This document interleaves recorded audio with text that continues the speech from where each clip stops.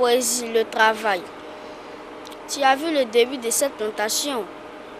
Mon enfant, il y a du travail.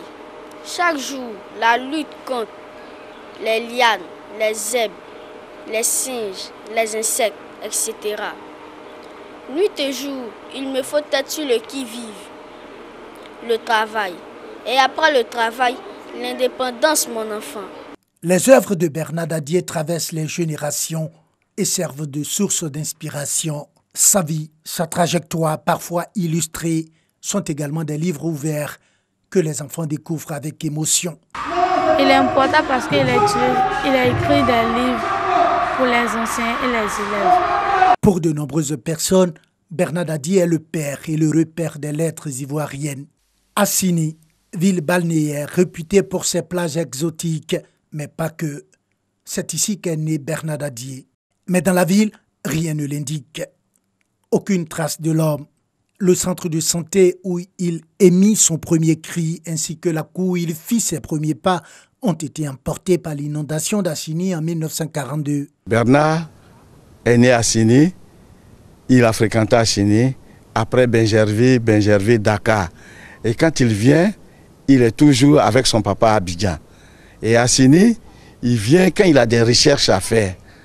Et souvent, quand les cadres ont des réunions, bon, il vient parce que peut-être au cours de ces réunions, ces recherches peuvent aboutir. La famille Dadier est venue habiter ici, à quelques pas de la lagune. Le frère cadet de Bernard y vit toujours. Il se remémore l'enfance de Bernard. Quand il venait, lorsque nous jouons, lui il est plongé toujours dans ses livres, dans ses écrits.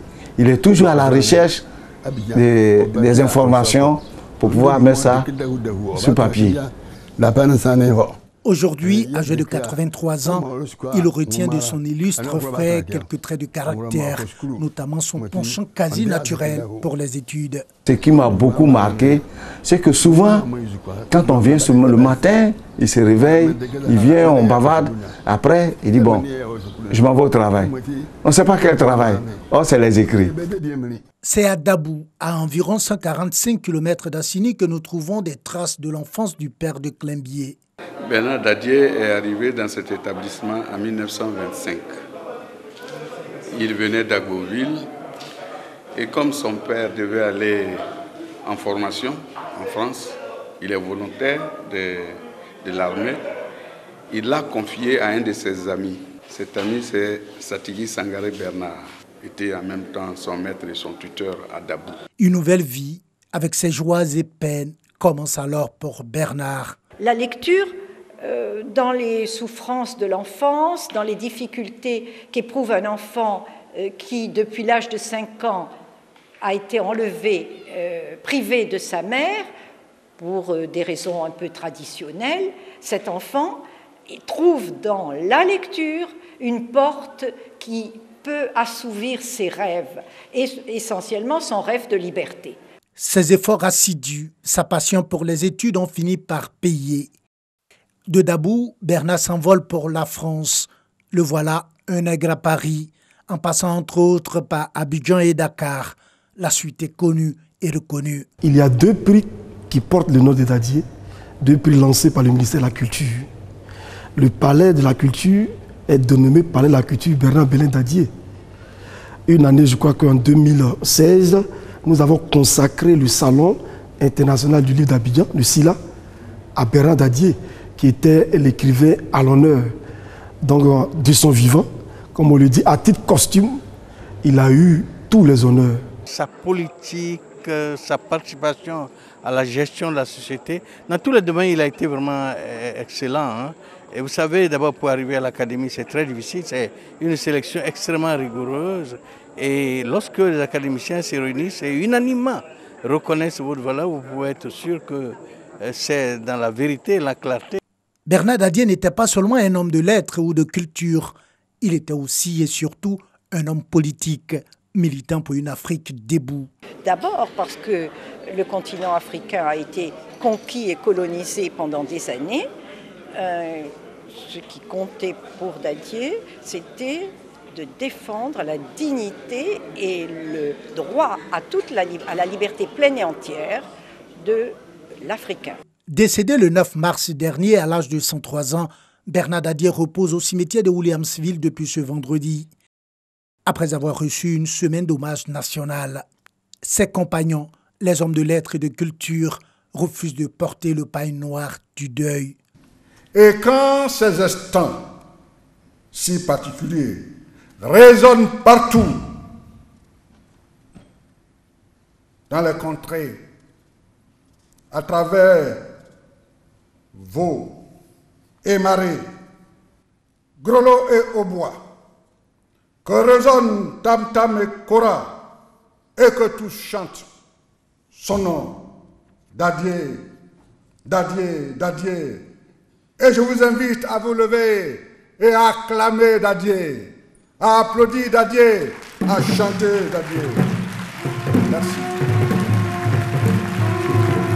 Au nombre des légendes africaines, Bernard Dadier, acclamé pour son immense œuvre, l'écrivain vivra à travers ses écrits.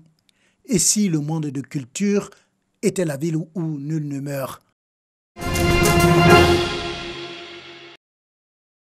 Maroc, Côte d'Ivoire, Afrique du Sud, Namibie.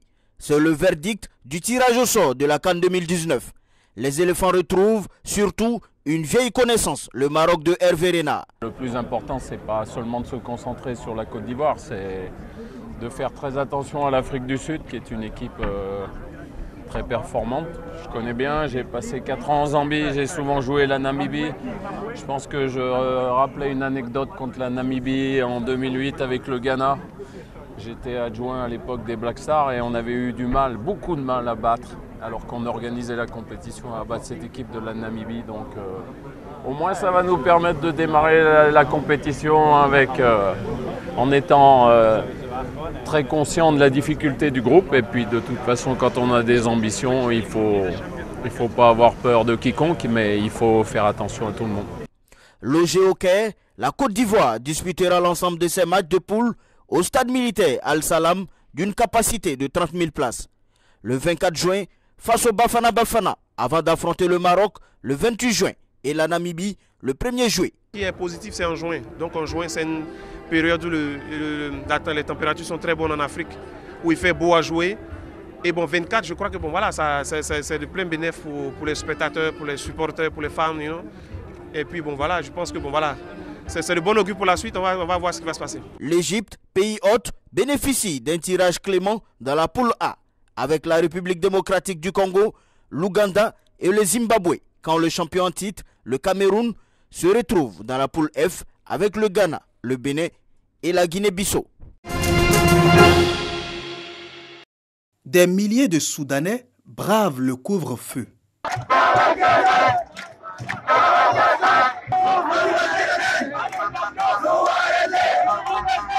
Ils s'opposent à la mise en place d'un conseil militaire de transition pour 2 ans. Notre révolution va continuer. C'est toujours le même régime et nous resterons ici et espérons pouvoir réaliser nos désirs. Révolutionnaires, libres, nous achèverons les trajets. Révolutionnaires, libres. Le président Béchir, au pouvoir depuis 30 ans, a été renversé par un coup d'État de l'armée. Les États-Unis et l'Union européenne ont exhorté les militaires à intégrer les civils pour cette transition. 6 capitales, dont Washington et Paris, ont demandé une session d'urgence du Conseil de sécurité de l'ONU.